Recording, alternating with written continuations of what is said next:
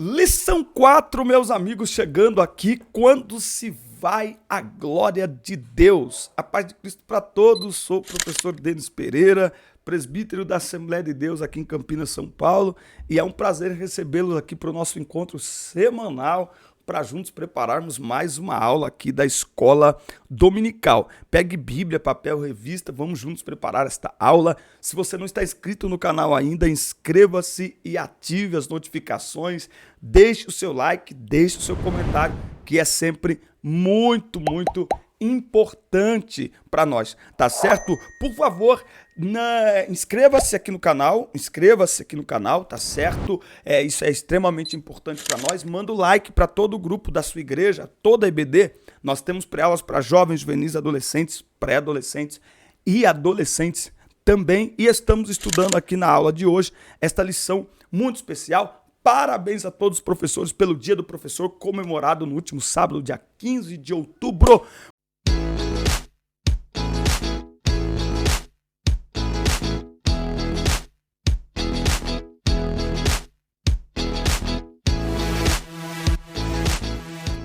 Muito bem, o tema da nossa aula, quando se vai a glória de Deus. O texto áureo está em Ezequiel 11 e 23. E a glória do Senhor se alçou desde o meio da cidade e se pôs sobre o monte que está ao oriente da cidade. Deus abandona o templo e retira sua glória por causa das abominações do povo. Nós já vimos na aula 3, se você não assistiu, a playlist está aqui na descrição. Se você não assistiu, nós já vimos na aula 3 o que é abominação. É aquilo que provoca ânsia de vômito, repulsa, sabe? Como eu já disse, tem crime, todo crime é crime, mas tem crime que, né, não é que você gosta, mas um furto. Mas dependendo do crime, que eu não quero falar aqui porque hoje qualquer coisa que você fala tá cortando, mas um crime, por exemplo, contra crianças, tá me entendendo? Ele provoca em nós não só o sentimento de justiça, mas de repulsa, de nojo, né? A gente fica perguntando como é que alguém pode fazer isso com uma criança, tá certo? Então, é disso que se trata. Aí, as abominações, certo? Elas provocam nojo em nós, sentimento de repulso, e neste caso provoca em Deus. O texto em destaque, o texto da aula está em Ezequiel 9, versículo 3, Ezequiel 10, versículos 4, 18, 19, depois Ezequiel 11, versículos 22 ao 25. Nós falaremos hoje sobre glória, que também representa a presença de Deus no templo, tá? Eu hoje à noite vou ministrar no devocional de adolescentes da minha igreja, vou falar sobre presença. Fala-se tanto sobre presença, mas nós sabemos o que é a presença de Deus. Fala-se tanto sobre glória, mas nós temos parado para refletir sobre o que é a glória de Deus. Bom, quando Deus mandou Moisés construir o tabernáculo, ele explicou a razão dessa ordem. E me farão um santuário e habitarei no meio deles. Guarda isso. E me farão um santuário e habitarei no meio deles. Agora, essa presença não era incondicional. O povo tinha compromissos. O povo tinha uma aliança com Deus.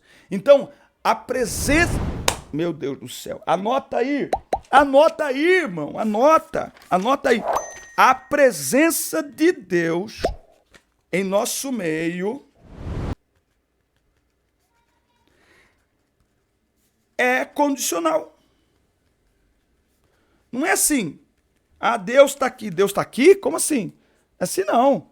Existem condições para a presença de Deus, tá? Aí aqui não se trata da onipresença, não é? A onipresença é Deus está em todos os lugares. Aí eu faço aqui uma pergunta, né? A onipresença significa que Deus está em todos os lugares ou que ele pode estar em todos os lugares? Ai, meu Deus do céu. Responde aqui nos comentários.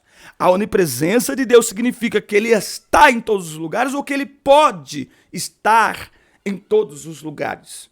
Ok? Vale lembrar que Deus é espírito. Não há limitação para ele de tempo, de espaço, certo? Mas, por exemplo, Deus está no inferno, né? Deus está numa boate, Deus está no carnaval? Responde aí para mim aqui nos comentários, certo? Agora, eu divido entre a presença universal de Deus e a presença manifesta. Então, existem lugares, por exemplo, de cultos. Deus está em todos os lugares? Legal. Mas há uma diferença entre Deus estar e Deus manifestar a sua presença.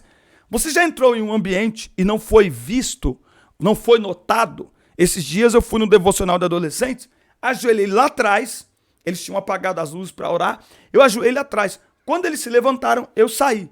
Aí depois eu perguntei pro pastor, olha, eu estava lá. Ele disse assim, não estava? Eu disse, estava. Não estava, eu não te vi. Eu falei, então, porque eu saí antes de me verem, né? Então assim, eu estava, mas não manifestei a minha presença. Então Deus pode até estar em todos os lugares, ele está, ele é onipresente, mas há uma diferença entre Deus estar e Deus manifestar a sua presença. Muito bem. Tópico 1, sobre a glória de Deus. Glória é a palavra-chave aqui desta aula.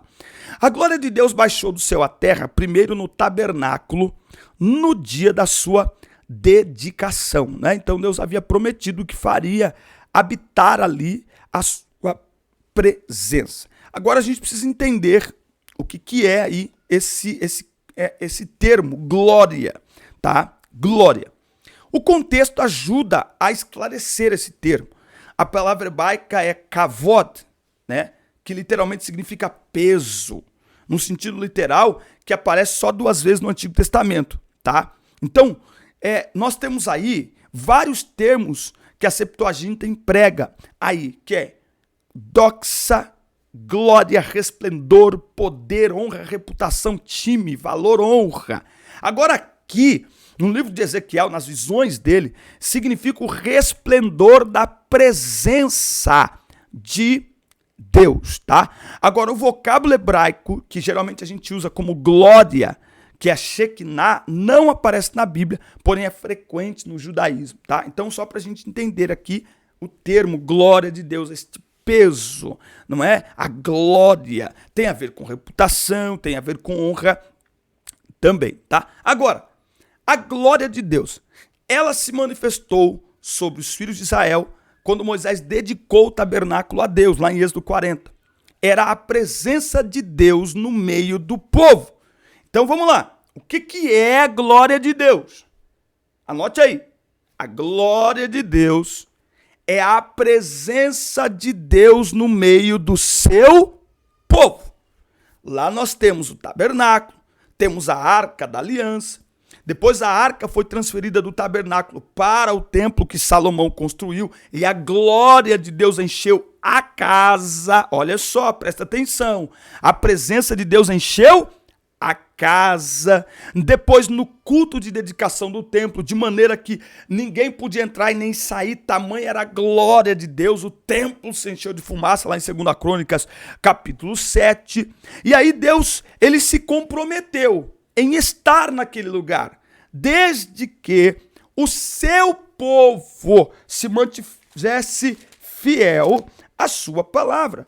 Então a promessa de Deus de que faria sua glória, sua presença, habitar no templo e, portanto, no meio de seu povo, estava condicionada que aquele povo fosse fiel ao Senhor, que aquele povo fizesse aquilo que agradava ao Senhor, ou seja, a presença de Deus naquele lugar não era incondicional. Olha aqui, ó, olha só, é só você ler 2 Crônicas 7, olha o versículo 19. Se vós vos desviardes e abandonardes os meus estatutos e mandamentos que tenho posto diante de vós, e servires outros deuses e os adorares, arrancar-vos-ei pelas raízes da minha terra que lhes dei, e a casa para a qual santifiquei para meu nome, eu lançarei para longe dos meus olhos, e farei com que ela seja provérbio e uma vergonha entre todas as nações. Ou seja, Deus está dizendo que se o povo se rebelar contra Deus, virar as costas para Deus, ele retirará sua presença do meio de seu povo, né? Agora, parece que o povo, aqui em Ezequiel, ele se esqueceu disso. Eles achavam o seguinte: estamos na Terra Santa, o templo está aí, a arca está aí, Deus jamais vai se retirar do meio de nós. Não, a promessa de Deus ela é condicional. A sua presença, ela não tergiversa, usei uma palavra difícil, mas a sua presença não combina com nenhum tipo de idolatria, com nenhum tipo de rebeldia, tá certo? Então, o primeiro tópico, a lição que nós aprendemos é: o que é a glória de Deus? É a sua presença manifesta, não universal. Ah, Deus está em todos os lugares. Não, presença manifesta no meio do seu povo, certo? Muito bem, tópico 2, se você não se inscreveu ainda, corra se inscrever, ativar as notificações, manda para muitos professores esta aula também. Olha só, sobre a retirada da glória de Deus. Primeiro que essa retirada aconteceu em alguns estágios e ela foi anunciada. A gente acabou de ler 2 Crônicas 7:18. Ela foi anunciada, tá? Então veja, ela se levantou do querubim sobre a Arca da Aliança, passou para a entrada do templo, pairou sobre os querubins e aos poucos afastou-se completamente do templo. Por fim, se pôs sobre o Monte das Oliveiras, tá? Aqui fica uma lição para nós que é o seguinte: Deus, ele nos dá chances. Por isso que a gente não pode ignorar. Sabe, o esfriamento espiritual ele não acontece de uma vez. Ele é gradual. Deus vai nos dando chance da gente se voltar para ele, da gente se converter de novo. Mas se a gente vai ignorando, quando a gente... Cadê? Foi embora. Ué, mas estava aqui. Foi embora. Nossa, mas a gente nem percebeu. Por quê? Porque quando o homem vira as costas para Deus, ele não percebe que quanto mais você vai virando as costas para Deus, mais você vai se afastando dele. Até um ponto em que você vai olhar para trás e não vai ver mais ele. Não vai ver mais a presença dele. Muito bem. O querubim e a nuvem, nós temos aqui, não é? É interessante a gente anotar aqui, ó, que o profeta estava se referindo a 2 querubins do propiciatório, né? O propiciatório era a parte de cima, a tampa da Arca da Aliança. Tinha 2 querubins, um de frente para o outro, tá certo? As suas asas se tocavam no ar, as asas dos 2 querubins ali, tá? Aí tem também as 4 criaturas da visão inaugural do capítulo 1. Aí tem algumas interpretações, tá? Qualquer que seja, a verdade é que isso indica a retirada da presença de Deus. Essa nuvem está associada à presença pessoal de Deus. É aquilo que eu chamo de presença manifesta de Deus. No deserto, no tabernáculo, na inauguração do tabernáculo e, por fim, no templo.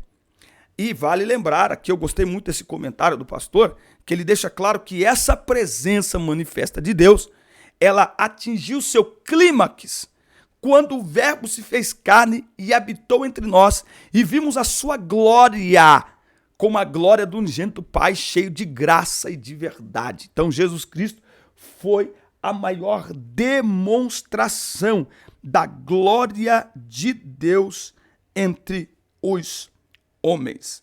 É Jesus Cristo, foi Jesus Cristo.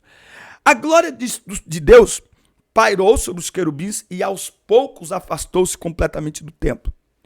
O profeta contempla a sua glória, se levantando da porta e se movendo para a carruagem. Ezequiel está vendo tudo isso. Devagarinho, ela vai indo embora. A retirada da glória de Deus representa a retirada da sua presença. E veja que isso está antecedendo a destruição do templo. Antes de destruir o templo, Deus retira a sua glória. Por fim, a glória de Deus se pôs sobre o Monte das Oliveiras. A presença de Deus no templo era privilégio de Israel, mas isso exigia responsabilidade, de modo que a glória de Deus não podia habitar com os pecados do povo. Tá? Então, até essa retirada da glória de Deus é uma manifestação de sua misericórdia. Por quê? A glória de Deus não habita onde há pecado. Se a glória de Deus permanece ali, de duas ou uma. Ou Deus vai ignorar os pecados, ou Deus vai tratar com juízo os pecados do povo. Então Deus, por misericórdia, retira sua glória para que este povo vá para o juízo, no caso, aí para o cativeiro, concluindo aí as etapas do cativeiro. Tá? Então Ezequiel viu a glória de Deus partindo do templo para o Monte das Oliveiras. Dali, subiu ao céu para retornar no fim dos tempos. Não mais no templo de Jerusalém, mas no templo do milênio. Tá? Então, com a retirada da glória de Deus, da presença de Deus, o templo ficou vulnerável. tá bom? O templo ficou vulnerável. A lição que nós temos aqui é que sem a glória de Deus nós ficamos vulneráveis, porque o inimigo sabe detectar a glória de Deus. O inimigo, ele sabe onde ele pode mexer, mas quando o inimigo olha para um povo, para uma igreja, para um crente, não vê nele presença de Deus manifesta, já era, irmão. Você fica completamente vulnerável. Esta lição está nos ensinando que devemos valorizar a presença de Deus. Nós falamos muito sobre glória, sobre presença de Deus, mas novamente eu pergunto, sabemos o que é? Sabemos o que representa? Sabemos o que significa? E a pergunta que não quer calar na minha alma é: será que temos real consciência da presença de Deus em nós nos dias de hoje? Responde aí para nós nos comentários. Bom, sobre o segundo templo, tá? Então o segundo templo, quem é que vai construir? Ciro, rei da Pérsia, que baixou o decreto que pôs fim ao cativeiro em 539 a.C. Pouco tempo depois, ele partiu da Babilônia a primeira leva de judeus. Neste decreto, além da libertação, incluía a reconstrução do templo em Jerusalém. Este segundo templo é o templo de Zorobabel, tá? Este templo é aquele templo que lá em Ageu, quando o povo chegou e olhou, o povo começou a chorar. Por quê? Porque o templo de Zorobabel não tinha nem a dimensão, nem a arquitetura, nem o luxo que tinha o templo de Salomão, tá? Então, eles estavam associados ainda muito ao templo físico, né? Então, quando eles olharam aquilo ali, nossa, né? Eles realmente choraram. Como é que pode esse templo ser assim, tá? Mas tem depois o templo de Herodes, que foi reformado e ampliado, tá? Este templo aqui, ele é o templo onde Jesus foi apresentado, tá? Inclusive, de acordo aqui com o que está na lição, a construção desse templo só foi concluída depois que Jesus já tinha ido embora, tá certo? Porque foi concluída lá em 66 depois de Cristo. Agora, aqui nós temos que fazer uma correção teológica sobre esse texto que é usado demais, é Ageu 2:9, sobre este templo. Você já deve ter ido em um congresso, ou quem sabe você fez um congresso na sua igreja e colocou este tema, Ageu capítulo 2, versículo 9. A glória da última casa será maior do que a primeira. Então a gente precisa corrigir porque existe um erro teológico aí, tá? As pessoas associam isso de forma equivocada. A glória da segunda casa será maior que a da primeira.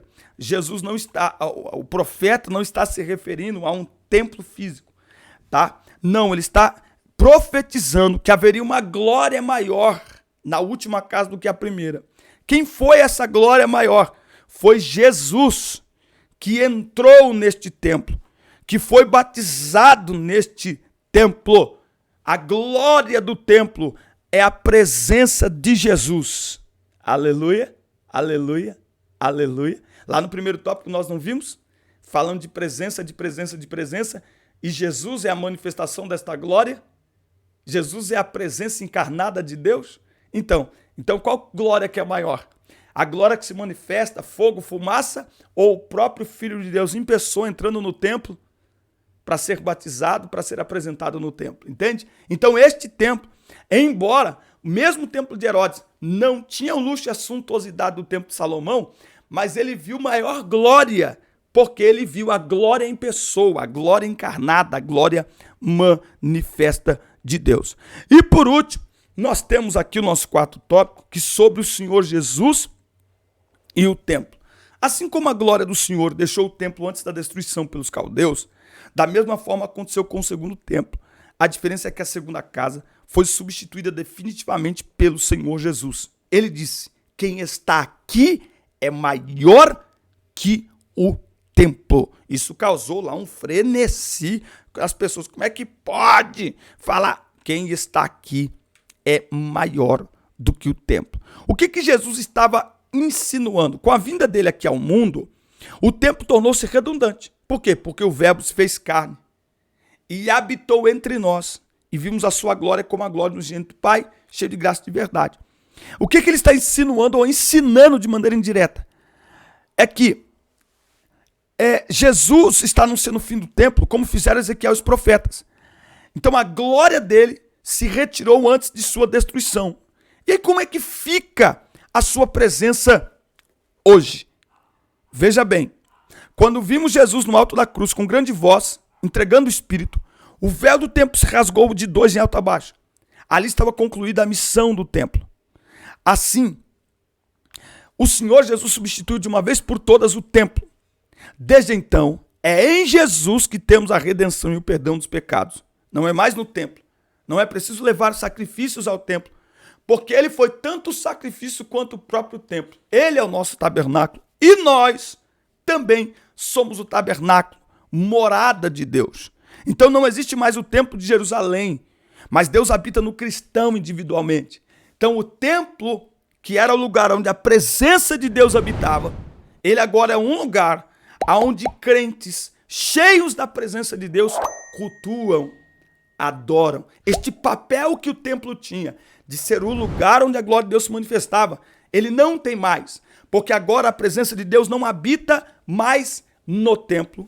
A glória de Deus agora não habita mais entre nós, no nosso meio, mas ela habita em nós. Não sabeis vós que sois o templo do Espírito e que o Espírito de Deus habita em vós?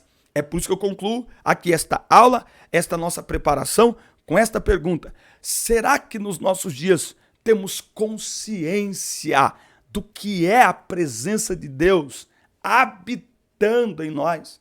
Se Deus não permitiu certos abusos contra a sua presença específica, que se manifestava no templo, será que ele permitirá que a gente ignore o seu Espírito habitando em nós? Nós vamos repensar a nossa fé. Porque eu penso que, se eles deveriam ter temor a Deus, com a presença habitando lá no templo, será que nós não devemos ter ainda mais temor com a presença de Deus habitando em nós? Fica aí essa pergunta para sua reflexão. Agora nós somos o templo. Como temos nos comportado como templo do Espírito, morada do Espírito? Como temos tratado o Espírito Santo? Como um morador ou como um hóspede? Morador tem liberdade. Hóspede é cheio de restrições. Morador tem um convívio. Hóspede tem convívio. Morador tem intimidade. Como temos tratado o Espírito Santo, que é a presença de Deus habitando em nós? Fica com esta reflexão, fica com esta pergunta. Um forte abraço.